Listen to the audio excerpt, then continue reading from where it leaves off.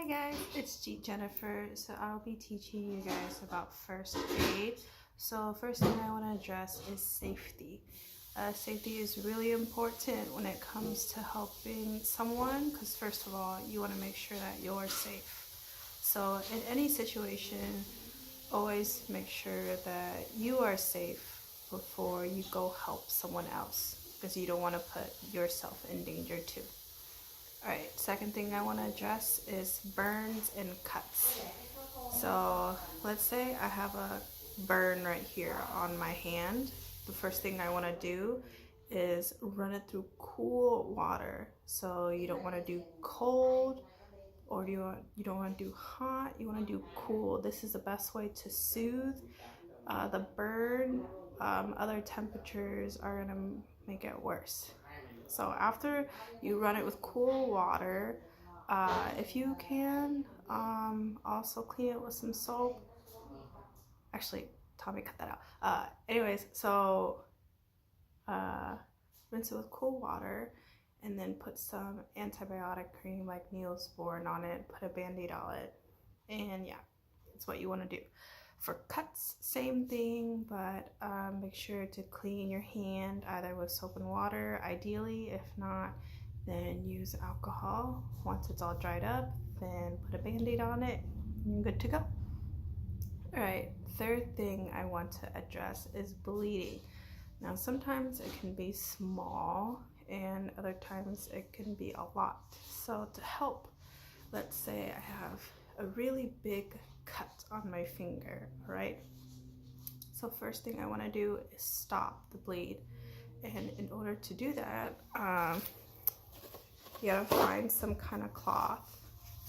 So apply pressure, squeeze it, and what helps is that you put the cut or the bleed ideally above the heart line. So my heart line is around here. So what you want to do is still squeeze or apply pressure and put it above the heart line. This will stop the blood from gushing out and also help with clotting as you are applying pressure. All right, so that is bleeding. Fourth thing I want to address is called RICE. Now, RICE stands for 4 different things. When it comes to injuries, this is the acronym to help you remember ideally what you want to do, especially like if you sprain an ankle or hurt your arm. This is just some examples. So RICE, R. First thing you want to do is rest. So if you hurt yourself, you don't want to be running around. You just want to lay down or sit somewhere. Ice is when you apply ice to the injured area. For one, it feels less painful, and 2, it helps decrease the swelling wherever the injury is. Right? And then C, compress. So you know how some people sprain their ankles, they have a wrap around it? So the purpose for that is to, one, also decrease swelling from the injury and also keep that body part from moving around. Like if I were to compress this with the wrap, let's say, it stops me from wanting to go like this, but have to keep my wrist more isolated. All right, so that's C. Then E is elevate. So again, let's say I hurt my wrist, right? Instead of keeping it down here, you want to elevate. So maybe put some pillows on top, and also to help with the swelling. That's a very common thing that happens when you get injured. So yeah, that's RICE. Alright, and then last thing I want to address for just basic first aid is CPR. I'm not going to go into too much full detail just because I recommend that you get CPR certified so that you know the proper ways of giving CPR.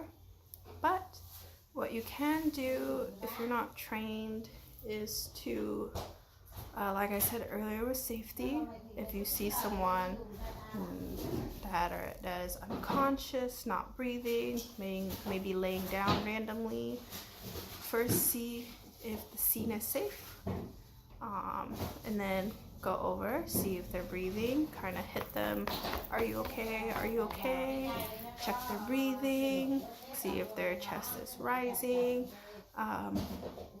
If none of those things are happening, then you can definitely call for help. And usually 911 will guide you in what to do next.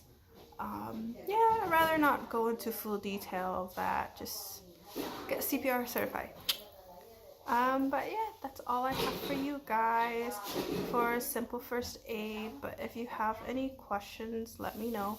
Oh, one more thing I forgot. Thanks, Tommy, for adding this in somewhere. Nosebleeds. Now, nosebleeds are a very common thing that happens to pretty much everyone, especially if you go to camp.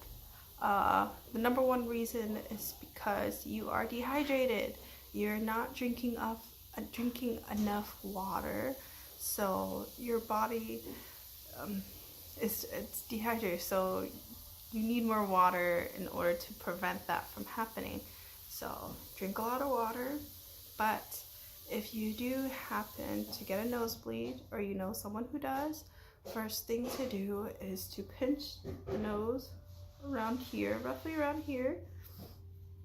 And then you want to lean forward and then pinch to the nose for about 10 to 15 minutes.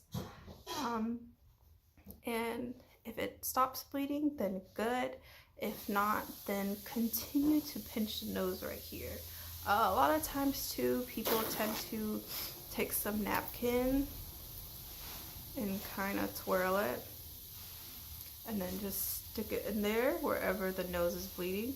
That's fine, just to stop it from dripping down, but you still want to continuously pinch the nose right here. This is the most important part, all right? Never go backwards. Backwards can cause you to choke on your blood, so we want to prevent that as much as possible. Yeah, so remember, drink a lot of water, and most importantly, do not pick your nose. Picking your nose can cause more bleeding, or you just stop bleeding and then you pick it and then it'll just keep going. So yeah, that's all I have for you guys.